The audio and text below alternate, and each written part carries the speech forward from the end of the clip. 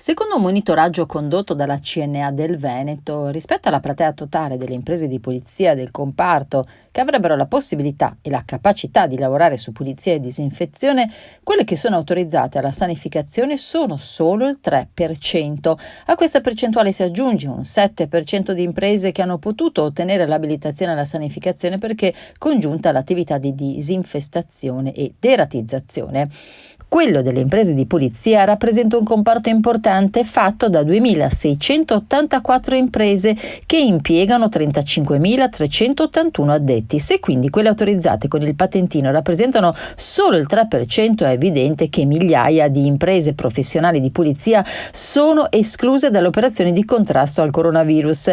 Di qui l'appello di Fabio Fiorot, responsabile imprese di pulizia della CNA del Veneto. Chiediamo immediatamente chiarezza al governo sulla sanificazione degli ambienti. Questo termine è stato introdotto dal decreto Cura Italia, che prevede che le imprese possano beneficiare di un credito d'imposta per le spese sostenute di sanificazione.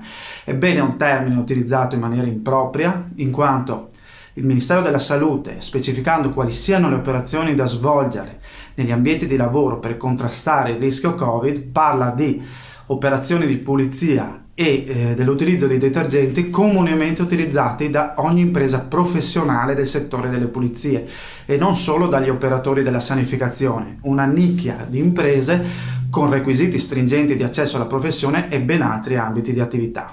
Le imprese di pulizia stanno perdendo oggi lavori ed appalti a iosa, pur essendo perfettamente qualificate a fare questo tipo di operazioni, e si rischia di non poter sopperire alla domanda di prevenzione da parte del mercato. Rinnoviamo quindi l'appello a fare immediatamente chiarezza.